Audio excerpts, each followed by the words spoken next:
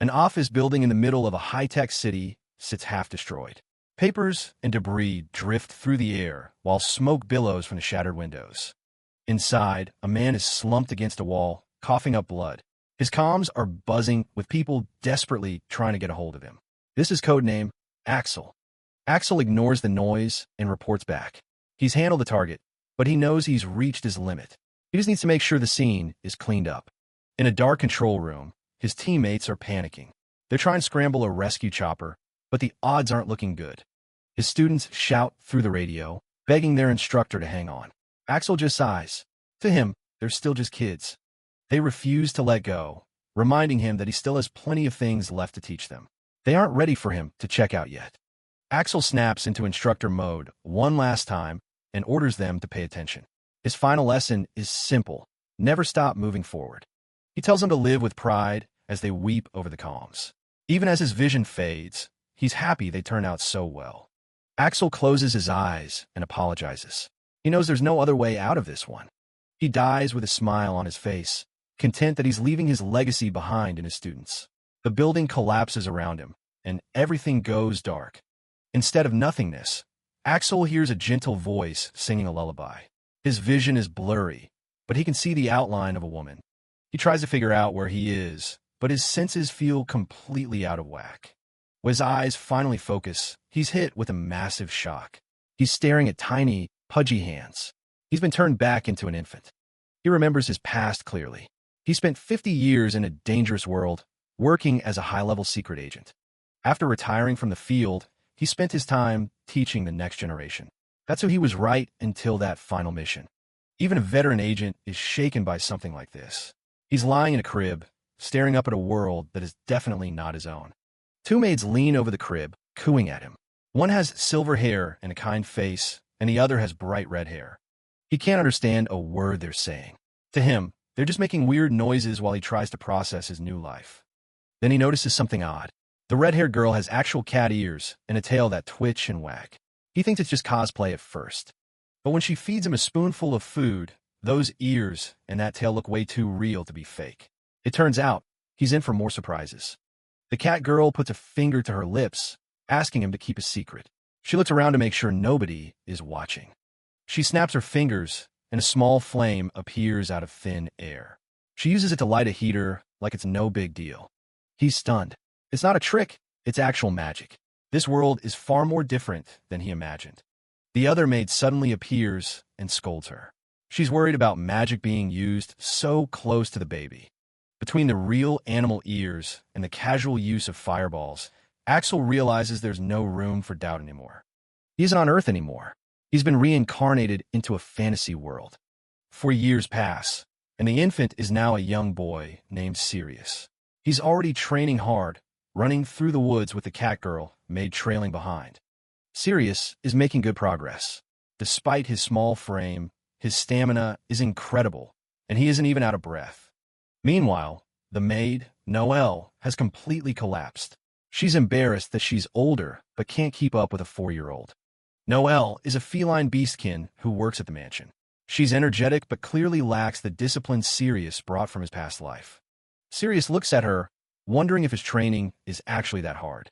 To her, it's a marathon she wasn't prepared for. The silver-haired maid, Irina, walks over with refreshments. She's been the one primarily raising Sirius in this mansion. A man named D, the mansion's cook, helps Noelle up. They're a tight-knit group that keeps the place running. These 3 servants are the only family Sirius has right now. His parents are nowhere to be seen. It's a bit strange, really. Nobody ever talks about his parents, and he has no idea where they are. Noelle decides it's time for a magic lesson. She pulls out a book to review the basics with her young master. She explains that magic in this world has 4 properties: fire, water, wind, and earth. Everyone is usually born with an affinity for one. Having an affinity means you'll excel in that specific type of magic. You could try others, but they'll be way weaker. However, Sirius is a special case. When they tested his affinity, it turned out to be something called achromatic. It basically means he has no elemental affinity at all. In this society, that's just another word for being inept at magic. The maids look at him with pity, but they promise to always be by his side. They think he's depressed about his lack of talent. Noel quickly tries to cheer him up, insisting that having no affinity doesn't mean he can't use magic at all. She doesn't realize he's already thinking of a way to make it work. Noel is absolutely thrilled. She can't believe Sirius can already cast light, impact, and string spells. She's showering him with praise like a proud big sister. Sirius just smiles to himself. He knows he has an unfair advantage with his past life knowledge, but he isn't about to turn down the compliments. They head outside to get some real practice in. Sirius takes a stance in the training field. He chants under his breath, calling on the laws of this world to manifest his magic. To an outsider, he looks like a focused little warrior. He releases his spell with a single word: impact. He isn't aiming for flashy effects. He's looking for efficiency and power. A focused shock wave blasts forward from his palm. It's a precise, invisible force that cuts through the air like a hammer. The shock wave slams into the target hanging from a tree, sending it spinning wildly. Noelle watches with her jaw dropped, completely stunned by the force a 4-year-old just produced. Noelle can barely find the words. She's seen plenty of magic, but seeing someone this young master impact to that degree is unheard of. Sirius just looks back at her, acting casual. She starts getting suspicious, wondering if he's actually some 10-year-old in disguise. Sirius just laughs it off, reminding her she's been watching him grow up since he was a baby. Sirius gives her a big smile and thanks her for teaching him. He knows how to keep his secret while still being polite to his instructors. Noelle gets a little cocky, taking all the credit for his success. Sirius just watches her celebrate, thinking it's better this way than her asking too many questions. Irina interrupts the celebration, bringing out tea for a break. Noelle nearly jumps out of her skin, terrified that Irina caught them goofing off again. Dee shows up with some fresh pie, and the atmosphere becomes warm and peaceful. Sirius watches his surrogate family interact, feeling more at home than he ever did in his past life. He reflects on the last 4 years. Irina, Noelle, and Dia provided him with a blissful, normal childhood that he never thought he'd have. He looks over at them with a genuine sense of belonging. This world might be full of magic and monsters, but right now, it's just perfect. Dee warns him that if he doesn't hurry, Noelle will probably eat his share of the pie. Sirius laughs and runs toward them, enjoying every second of this life. He realizes that an everlasting paradise doesn't exist, even in a world like this. Things are about to take a sharp turn. A few days later, the mansion is unusually quiet. The peace from before feels like a distant memory. Noelle and Dee have gone to town for supplies, leaving Sirius alone at the house. He decides to head inside to check on things. He calls out for Irina, but there's no answer. He finds her slumped over, clearly in distress. His agent instincts kick in immediately. Sirius rushes to her side, shouting her name. She's unconscious and breathing heavily, her face flushed with a deep fever. He checks her forehead and realizes it's burning up. This isn't just a common cold. Something is seriously wrong with her. He carefully lifts her up, realizing he needs to get her to a bed where he can look after her properly. His small body struggles with the weight, but he doesn't stop. Sirius gets her settled and gives her some water. Irina wakes up for a brief moment, weakly apologizing for making him worry. He tells her it's okay and asks what happened. She tells him it's likely Aquos disease, a rare and dangerous condition. Sirius has heard of it, but doesn't know the specifics. He asks if there's medicine in the mansion. Irina explains that they usually keep some medicine on hand, but her voice is fading fast. Sirius realizes he needs to find a cure, and he needs to do it now. He looks at her lying there, vulnerable and suffering. He knows he's just a kid, but he refuses to let her die on his watch. Irina tries to reassure him, saying she'll be fine until the others return tomorrow. But Sirius isn't buying it. He can see how much pain she's in. He tells her he can't just leave her alone like this. He promises to nurse her himself if he has to. Irina just smiles at his determination. She drifts back to sleep, her breathing becoming more labored. Sirius watches her for a moment before deciding he needs more information. He remembers that Irina has a book on pharmacy somewhere in her room. He climbs up on a stool to reach the higher shelves. He finds a book and starts flipping through it frantically, searching for anything related to her symptoms. He needs to know exactly what he's dealing with. He finds the section on Aquos disease. It's a rare condition where the patient's body uncontrollably leaks magic, causing a massive fever. The only cure is a medicine mixed with aqua herb. The text warns that if it isn't treated within half a day, The patient could exhaust all their magic and die. Sirius realizes they don't have until tomorrow noon. He looks back at Irina, who is still trying to act brave even in her sleep. She's been his rock for 4 years, and now it's his turn to be hers. Sirius slams the book shut.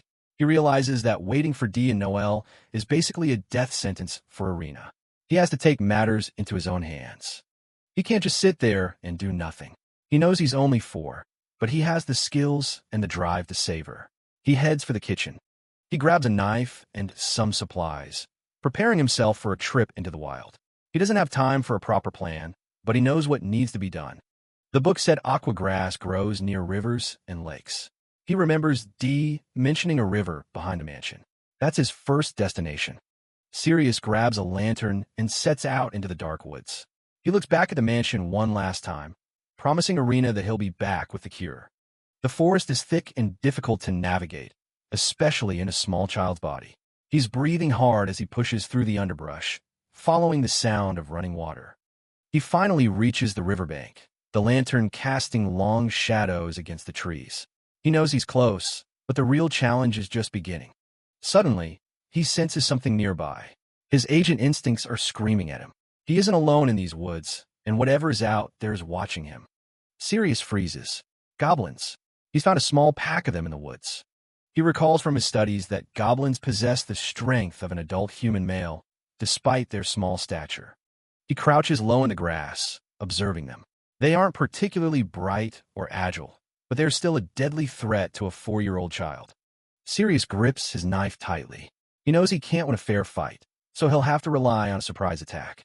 He maneuvers through the trees with silent, expert precision, closing in on his target. One of the creatures pauses, its large ears twitching as if it sensed something, but Sirius is already in position. With a sudden burst of speed, Sirius lunges out from his hiding place. He drives the blade into the goblin's chest with a calculated strike, aiming to end it instantly. The goblin is left gasping, completely blindsided by the ferocity of the tiny attacker. The other 2 goblins shriek in alarm, turning to see their comrade collapsing as Sirius prepares for his next move. Sirius doesn't hesitate for a second. He slips past the goblin's clumsy defense, his eyes cold and focused. He dispatches the second one with a swift, brutal motion. He isn't fighting like a boy. He's fighting like the elite agent he once was. He stands over the bodies, his breath coming in short bursts and blood splattered across his cheek. One more to go. The last goblin draws a crude dagger, hissing in fear and rage. Sirius's small hand throbs from the impact of his previous strikes. The goblin swings wildly, but Sirius easily evades the blow, his movements fluid and efficient. He raises his hand, beginning a magic incantation. He needs to end this quickly. He curses the long-winded nature of the spell. In his old life, a fight like this would have been over in a heartbeat. He focuses his mind, imagining a spell with the raw, explosive power of a grenade launcher.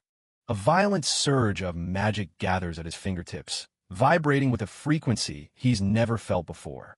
"Take this," he cries, unleashing a blinding beam of energy that obliterates the goblin and the trees behind it. Sirius stares at the destruction, his eyes wide with shock. He didn't expect that much power. He shakes off the surprise, reminding himself that he doesn't have time to dwell on it. Irina is still waiting. He eventually finds the aqua grass and makes it back to the mansion, his heart filled with relief. He rushes to Irina's side with the medicine. She's mumbling incoherently, apologizing to someone named Ari. "Irina, drink this," he urges, gently lifting her head so she can swallow the herbal mixture. He sits by her bed, watching her breathing slowly start to even out. Now, all he can do is hope for the best. The exhaustion finally catches up to him. His body is screaming for rest after the night's ordeal. He tries to stay awake to keep watch, but his eyes eventually slip shut as he slumps against the side of the bed. As he drifts off, he feels a soft hand resting on his head. It's a gentle, loving touch that he knows could only belong to Irina. Irina wakes up in bed, looking much better. Sirius is right there by her side, relieved to see her finally awake. Irina pulls him into a tight hug, thanking him for saving her life. She can't believe her young master went through so much for her sake. She notices the blood and dirt on his clothes and panics, thinking he's injured. Sirius quickly tells her not to worry. It's not his blood. He realizes telling a recovering patient that he just slaughtered a pack of goblins might be a bit too much for her to handle. Sirius tells her they have something important to discuss once everyone else is back. Irina looks at him, sensing the seriousness in his voice. A short while later, the household settles down. Sirius gathers the staff. He's decided to tell them about his skills, even if he has to bend the truth just a little bit. He tells them about a recurring dream he's had every day since he was born. In this dream, he was a different person in a completely different world. A vision of his past life as Axel appears behind him. He explains how he lived as that man, experiencing and learning things far beyond his years. Irina and Noel listen in stunned silence. This explains so much about their young master's strange maturity. Sirius says he grew up right alongside the man in his memories. He claims that's why he's always been so precocious. He attributes his knowledge of reading, medicine, and complex herbs to these dreams. It's a convenient cover for his modern world expertise. The dreams even taught him how to fight, which is why he was able to survive the forest and get the cure. He gives them a warm smile, telling them he's just glad he could use that knowledge to save Irina. She's moved to tears by his sincerity. He waits for their reaction, wondering if they'll think he's some kind of monster after hearing such a wild story. Irina stands up and walks toward him. The tension in the room is thick as Sirius watches her. He asks if they really believe him, considering he has zero proof to show for it. Irina doesn't hesitate for a second. She looks him in the eye and tells him she believes every word. To her, it explains why he's always been so special. Noelle stands behind her, nodding in agreement. She has her own reasons for believing him. She points to the tea Sirius made earlier, saying no ordinary child could brew something so perfect. To her, that's all the proof she needs.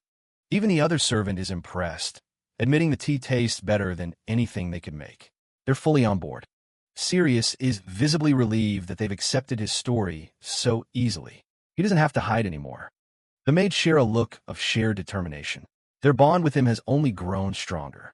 All three servants bow together, pledging to stand by his side and serve him faithfully, no matter what happens in the future. Sirius is overwhelmed by their loyalty. He wasn't expecting this kind of unwavering support. He thanks them from the bottom of his heart for believing in him. The four of them share a warm, grateful hug. Years pass by quickly. Sirius is now 12 years old, and he's been training himself relentlessly in the forest to become an adventurer. He takes a break to enjoy some of Irina's homemade sandwiches. His hard work has clearly paid off. He's grown into a capable young man. Suddenly, his detection magic picks something up. He senses a monster chasing two people nearby. He immediately drops his lunch and activates a boost spell. He needs to move fast if he's going to help them. Nearby, someone is running through the tall grass. They're breathing heavy with exhaustion and fear. A massive forest boar bursts through the brush, closing in on its prey with terrifying speed. Sirius jumps into the fray, intercepted the boar before it can strike. He isn't about to let a monster kill anyone on his watch. He lands and scans the area, making sure the danger is past. He's relieved he made it just in time. He turns around to check on the people he just saved. He's surprised by what he sees. Two young wolfkin children, Emilia and Reyes, are huddled together on the ground. They look absolutely terrified and half-starved. He stares at them, processing the fact that he just found two beastkin orphans all alone in the woods. Emilia tries to say something, but her throat is so parched she can barely make a sound.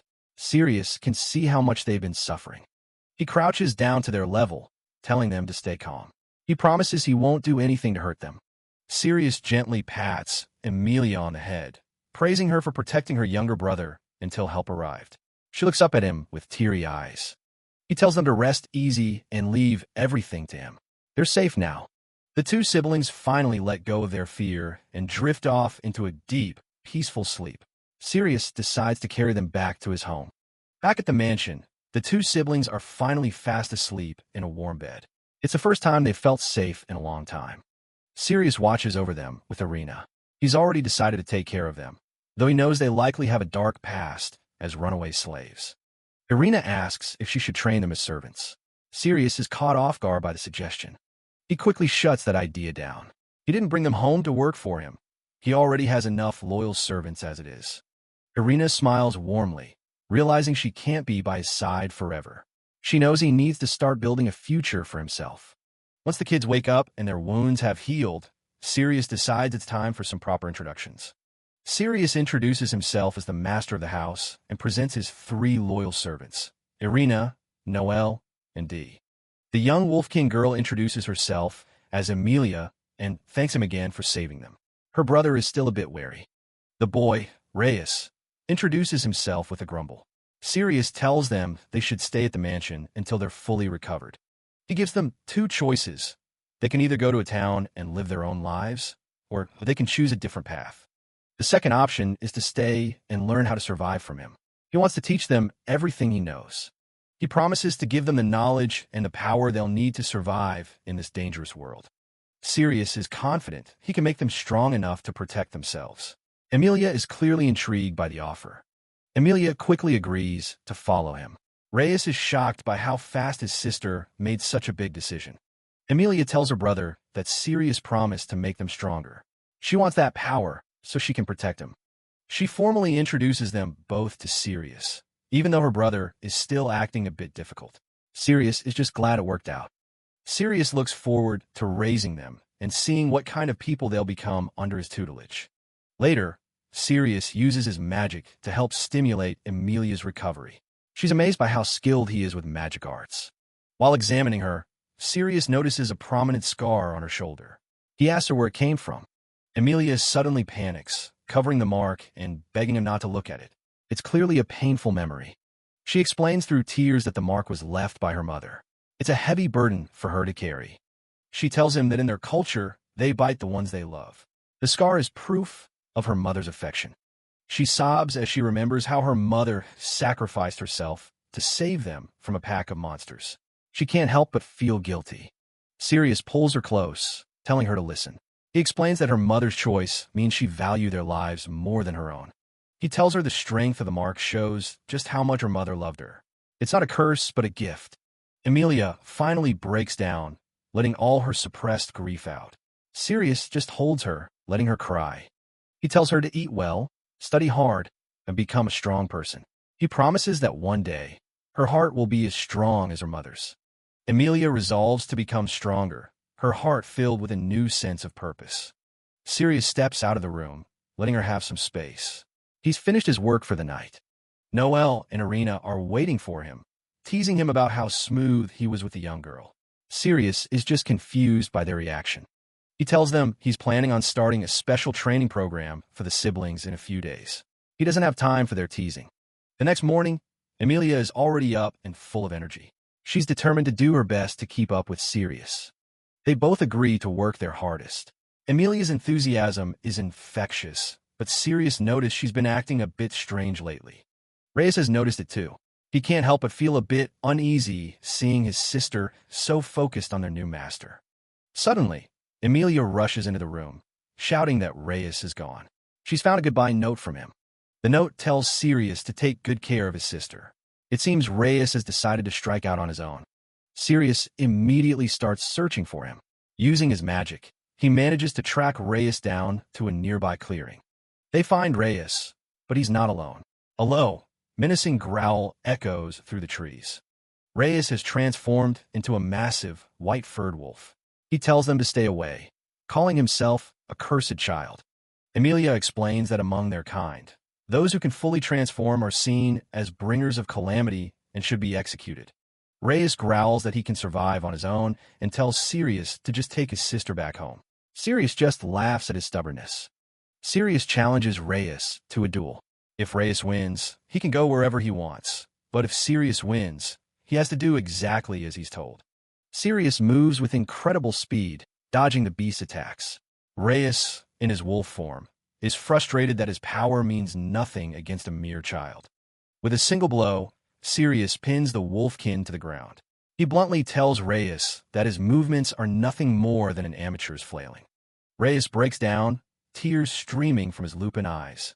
He believes his very existence as a cursed child will only bring misery to his beloved sister. Sirius loses his patience and yells right in the boy's face. He doesn't care about tribal laws or curses. All he sees is his disciple. Emilia rushes over, her heart breaking as she sees her brother in such a state. The two siblings embrace, their tears soaking into each other's fur and clothes. Reyes finally apologizes for trying to leave her behind. Sirius reminds Reyes of the deal they made before the duel. Emilia tries to volunteer herself for whatever task Sirius has in mind, wanting to protect her brother. Sirius smiles and gives his order. He simply wants Reyes to come back to the mansion. Reyes, overwhelmed by his kindness, agrees immediately. Back at the estate, Sirius finds Emilia and suggests she should spend some time comforting her brother. Emilia quickly catches up to Sirius, her eyes full of gratitude. She thanks him from the bottom of her heart for allowing them to stay together. She's never been happier. Sirius explains that he only stopped Reyes because his reason for leaving was foolish. He encourages Emilia to find a true purpose for her own life. Emilia looks up at him, a blush creeping on her cheeks. She tells him that she has already found her new reason for living. She hesitates for a moment, her gaze fixed on the boy who saved her. Suddenly, she wraps her arms around Sirius in a tight, affectionate hug. She whispers her confession. She loves him and will follow him no matter where his path leads. Emilia scurries away, her heart racing. In that moment, her simple admiration for her savior has blossomed into genuine love. A few nights later, the mansion is bathed in the soft glow of the moon. Sirius steps outside to join his household, apologizing for his late arrival. Emilia reveals that she has gathered everyone for a sacred tradition, the Silver Moon Vow. She explains that it is a serious ritual where one swears a lifelong oath to the moon. Once made, it can never be broken. With everyone as witness, Emilia and Reyes prepare to make their final commitment. They turn their eyes to the silver moon, addressing it as their celestial mother and witness to their resolve. Standing together, the two silver wolves begin their formal recitation. Kneeling before their young savior, they swear an oath to serve and follow Sirius until the very end of their lives. With pure hearts and unwavering determination, they ask the moon to accept their pledge. Sirius smiles warmly and accepts their promise, welcoming them officially into his family. They celebrate their new bond with a toast under the moonlight. From this day on, Emilia and Reyes Silverian begin their journey as Sirius's faithful disciples.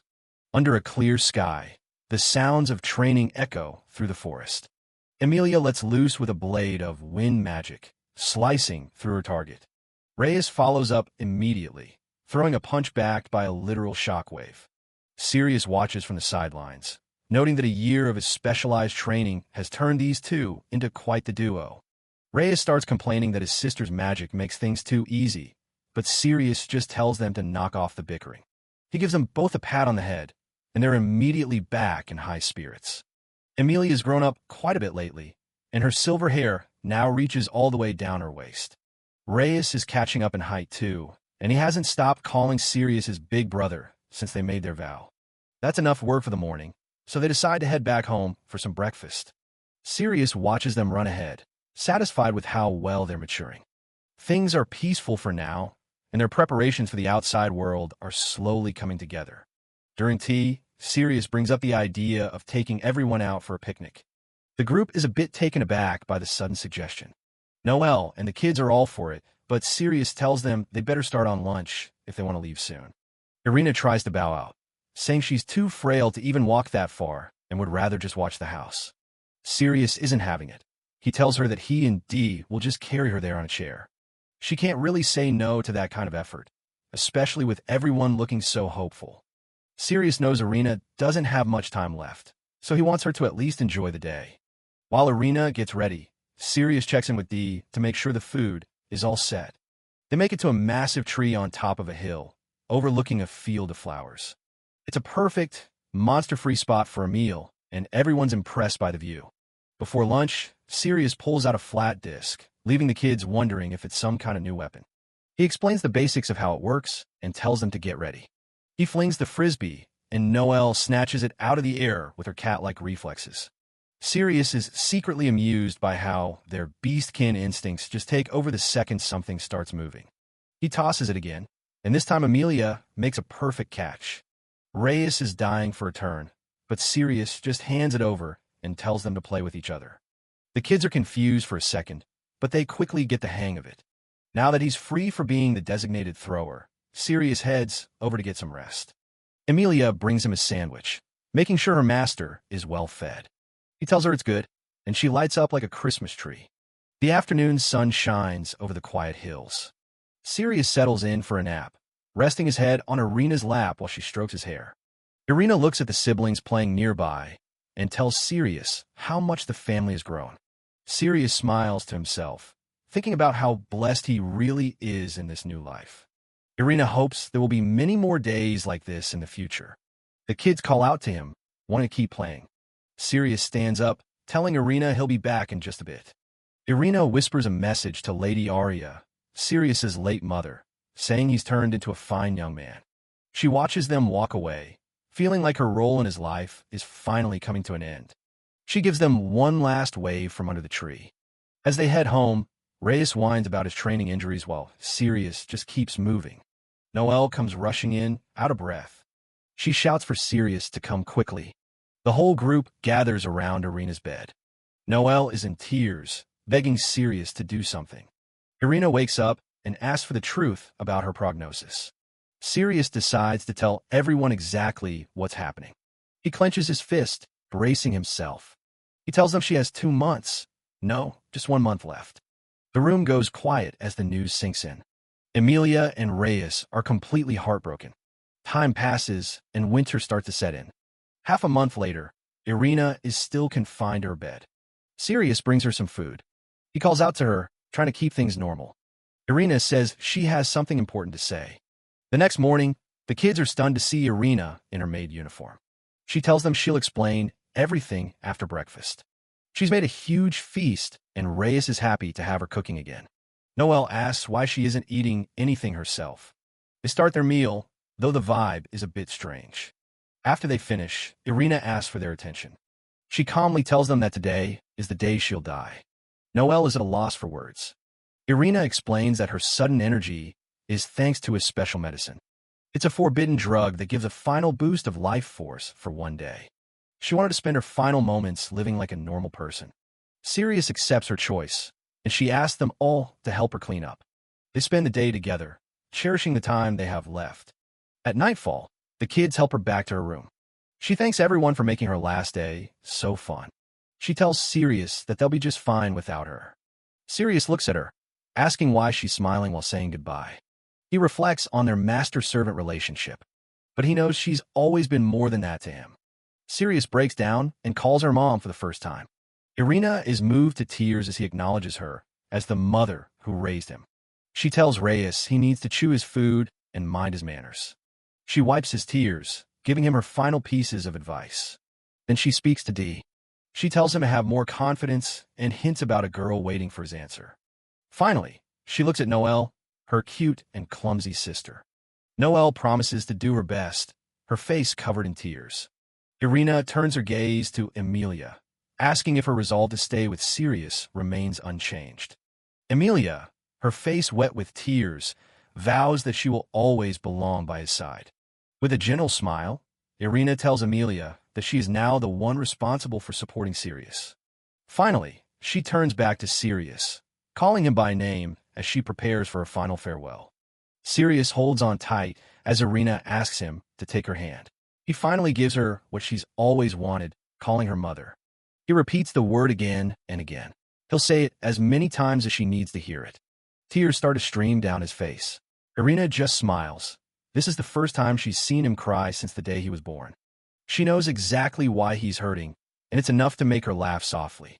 Her only regret is that she won't get to see him grow up from here. Sirius asks if she's really okay with that, and she assures him she was happy. The whole family is there to see her off, making sure she knows she was loved until the very end. One last exchange of love passes between the two before she finally closes her eyes. She drifts away with his name on her lips, content with the life she lived. They bury her under the great tree on the hill, marked with a simple stone. Irina wakes up at a field of flowers and looks up to see someone waiting for her. It's Arya, Sirius's biological mother. She's been watching from the other side and thanks Irina for raising their son so well. They joke about what a lady killer the boy has become, both claiming him as their own. Arya pulls her into a hug, acknowledging all the hard work she put in. Irina finally gets to rest. Back in the living world, the seasons pass by the quiet grave on the hill. A few years later, the scene shifts to the massive, white-walled city of Arietsen. The streets are packed with people and vendors hawking their wares. Reyes is absolutely blown away by everything he sees, especially the giant fruit. Sirius tries to keep them focused. They've got things to do and can't just play around. The siblings quickly straighten up, ready to follow their master's lead. They've grown up quite a bit and are officially here for the academy entrance exam. First stop is the front gate to get their passes. Sirius looks a lot sharper these days. The receptionist hands over 3 shiny badges with their ID numbers on the back. Sirius pays the fees and grabs a guide pamphlet for the group. They notice a clear divide between the noble kids and the commoners or beast folk already. Sirius isn't surprised. Factions always start forming before the school year even begins. Reyes is more interested in the pamphlet, flipping through the facilities. They spot a picture of someone important on one of the pages and wonder who he is. High up in a tower, an elf-eared man gazes out the window at the new arrivals. An assistant pops in to remind him that the ceremony is about to start. The principal, Rodwell, realizes it's that time of year again. He throws on his cloak with a smirk, looking a lot younger and more energetic than you'd expect for a principal. He figures if he goes as himself, the students will be too nervous to show their true skills. So he decides to go undercover as a simple teacher named Will Sensei instead. Meanwhile, a teacher named Gregory is already showing his colors, complaining about having to wait for a commoner. The next group of examinees is called in to show off their elemental magic. Reyes and Amelia step forward confidently, introducing themselves and their affinities. Gregory immediately looks down on them, just because they're beast people. He scoffs, claiming that no matter how they act, they're still just animals. He calls for Reyes to go first. Reyes doesn't hesitate. He winds up a massive flame knuckle and prepares to strike. The target completely shatters as Reyes follows through. Rodwell is already starting to pay attention. Amelia is next, and Gregory's already bored, thinking nothing's happening, until he sees her wind magic in action. Amelia finishes her demonstration with a nearly invisible air shot, leaving the air rippling. Gregory is stunned by the precision, but he can't argue with the results and tells the siblings they've passed the practical exam. The siblings are just happy they didn't let Master Sirius down, crediting him for everything they've achieved. Finally, it's Sirius's turn. He stands up as examinee number 156 is called forward. Will Sensei watches him closely, noting that despite his incredible disciples, Sirius looks like a perfectly normal kid. Their eyes meet for a split second, and Sirius gives a calm, steady look that catches the teacher off guard. Sirius heads toward the attribute detector to officially test his magic affinity. Before he can start, a smug noble named Alstoro Elmaroy cuts in, demanding to show off his superior power first. Gregory doesn't even hesitate to let him through, figuring it's only natural for a noble to go before a commoner. Alstoro shows off a flashy double-element spell, looking incredibly pleased with himself. With the noble done, Sirius finally steps up to the orb and places his hand on it. The crystal glows a pure, brilliant white.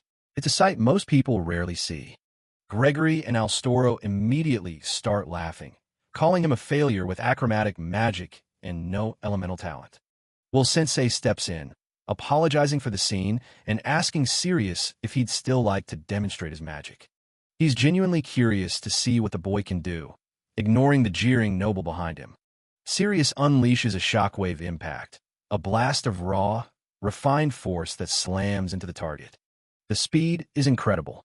Will Sensei realizes that in terms of pure power, this is already at an intermediate level.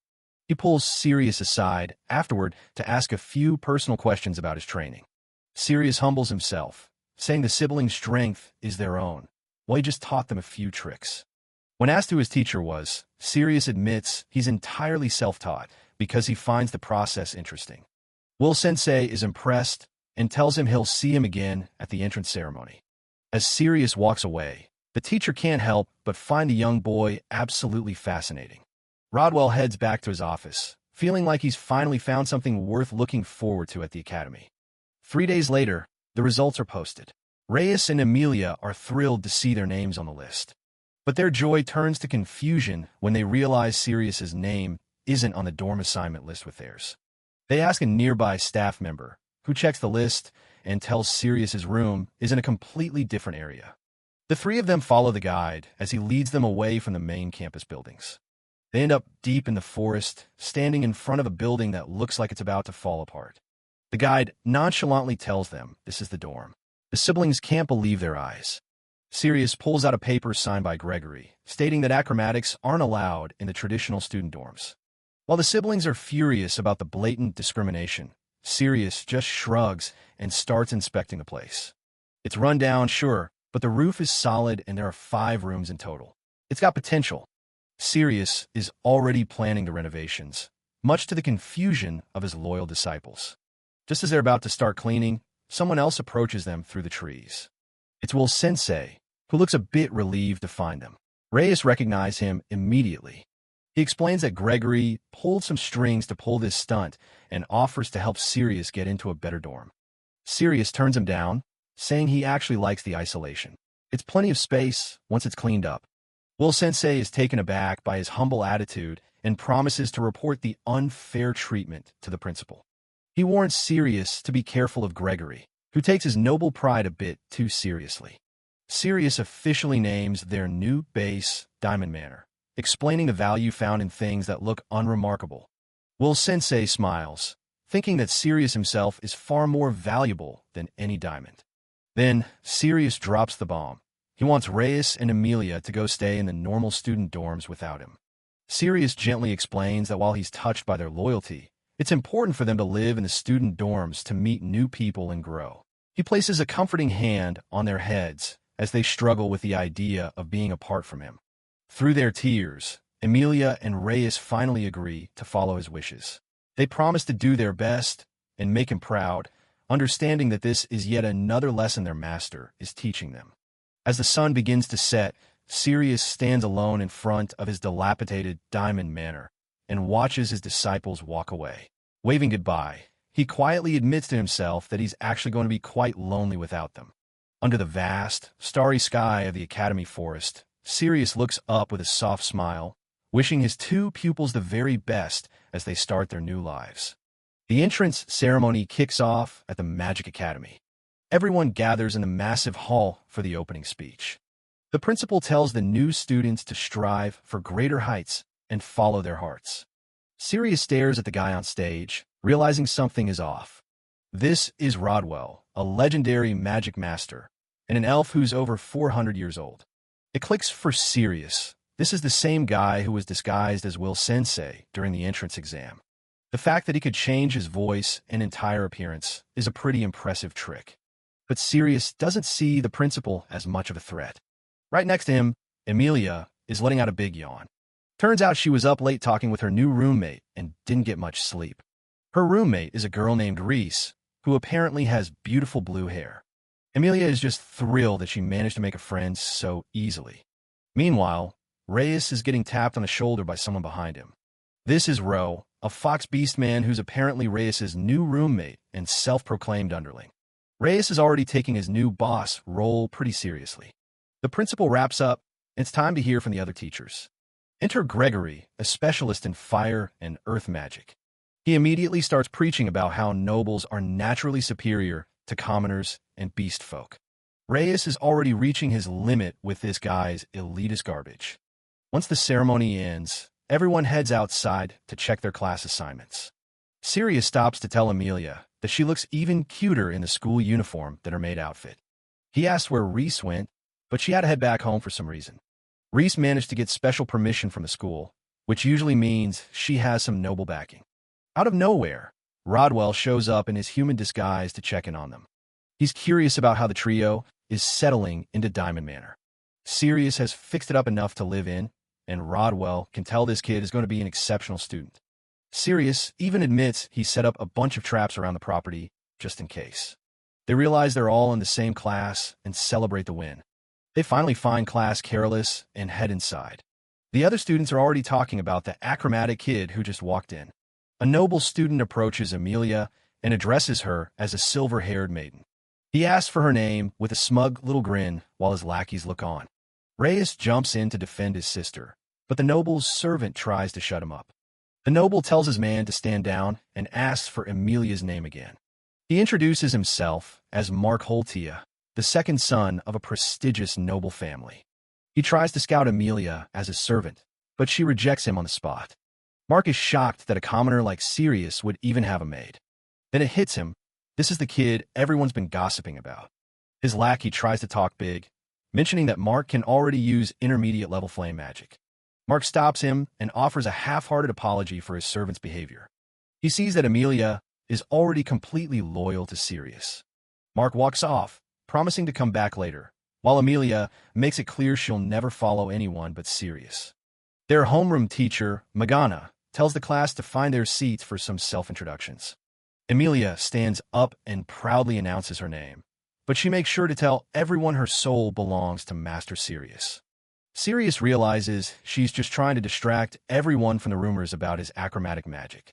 She's pretty pleased with herself for publicly claiming her place by his side. With orientation over, Reyes is itching to fight someone, but Sirius reminds him that making friends is more important right now. Mark catches up with them, suggesting they drop the formalities and just talk like normal students. Sirius notices the two servants from Mark's branch family aren't around. Mark explains they were just trying to suck up to him to raise their family status, which he finds pretty pathetic. He has zero interest in dealing with people who have no character.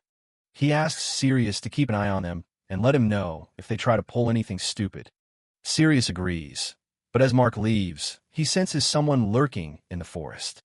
He stops and turns toward the trees, asking the intruders what they want. The two branch family servants are hidden in the shadows, still plotting to take Emilia for their master. They think it's a crime that someone as beautiful as her is serving a beast like Sirius. Sirius isn't in the mood for games and tells all four of them to just attack him at once. One of the guys charges forward, calling him a good-for-nothing as he swings his sword. But he only hits empty air as Sirius vanishes from his sight. The guy is left looking around in confusion, wondering where his target went. Sirius appears right behind him, casually asking if he's ready to give up yet. The attacker panics and tries to get away, but he's completely outmatched. Sirius gives him a final warning, but the guy is too desperate to listen and starts chanting a spell. Sirius is curious to see what kind of magic a low-level noble like this can actually pull off. The guy finally fires off his flame arrow magic. The fire heads straight for Sirius, who doesn't even bother to move. He uses his achromatic impact magic to snuff out the flames before they even touch him. The attacker is paralyzed with fear, realizing his magic didn't stand chance. With a terrifying look in his eyes, Sirius asks where he should aim his next strike. The next day, Mark finds Sirius to apologize profusely for the trouble his branch family caused. They shake hands, with Sirius planning to call in a favor later if things with the nobles get messy. Meanwhile, Reyes is busy making a name for himself as the leader of a growing group of Beastkin students. Over lunch in the cafeteria, Sirius is busy analyzing the quality of the school's food. Emilia spots their friend Reese and tries to get her attention, but something seems wrong. Reyes mentions meeting Emilia's underlings, though she insists they're just friends. Emilia returns, looking worried because Reese seemed really depressed and wouldn't say why. She asks Sirius if he can help her friend, thinking maybe a change of scenery would do her some good. Sirius suggests inviting Reese over to Diamond Manor after class, so they can talk without anyone else listening. Reyes is confident that as long as Sirius is helping, Reese's problems are as good as solved.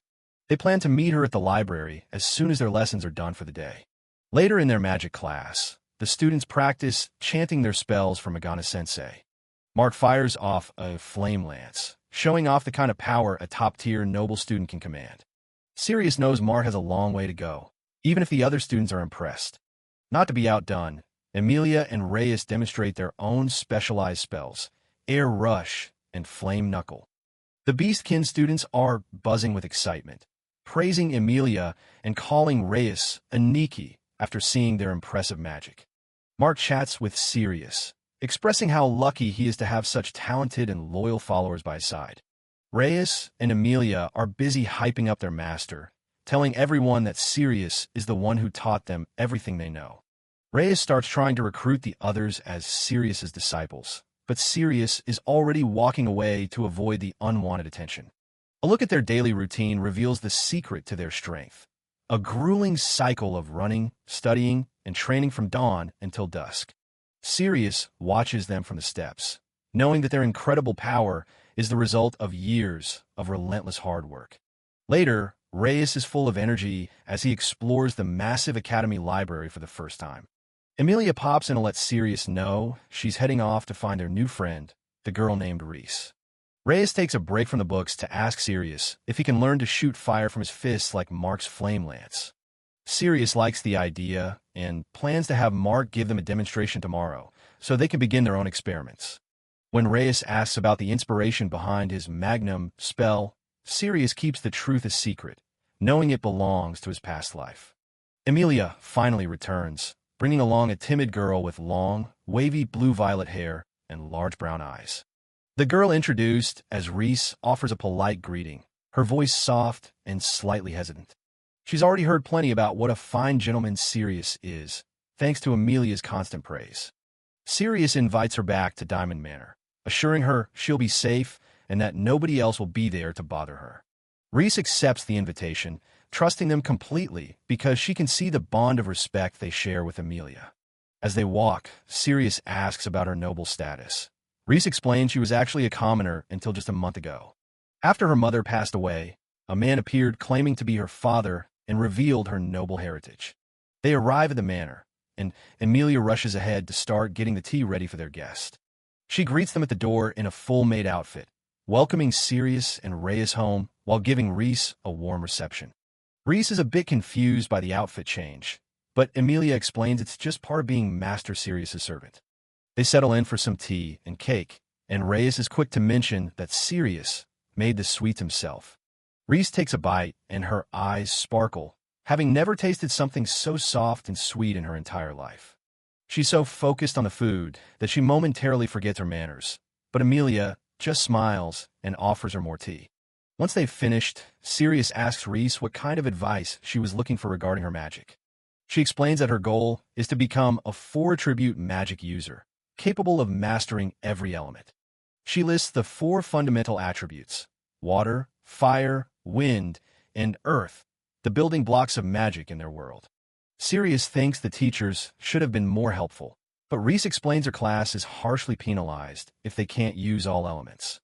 It turns out her homeroom teacher is a man named Gregory, and his strict methods seem more like bullying than actual teaching. Reese starts to tear up, admitting she doesn't mind being teased herself, but she can't stand it when they mock her mother. Sirius realizes Gregory is using mind games to isolate her and make her believe he's her only ally. He asks her to show him her magic outside, so he can see exactly what's causing her such trouble. Reese easily summons a large, impressive sphere of water, proving she has real potential in that attribute. But when she tries to summon fire, she can barely produce a spark before collapsing from the effort. Sirius looks at her closely and realizes the truth. Reese has the rare ability to see spirits. Reese is completely stunned, wondering how he could possibly know a secret she's kept hidden for so long. He explains that such a power is highly coveted and often exploited, so it's natural that she'd want to keep it a secret. He suggests she try asking the fire spirits for their help instead of forcing it, and Reese decides to give it one more try. To her absolute joy, a small, steady flame appears in her hand. She actually did it. Emilia and Reyes cheer for her, happy to see their new friend finally making a breakthrough with her magic. Sirius warns that this is just the beginning, but Reyes is just glad she doesn't look so sad anymore.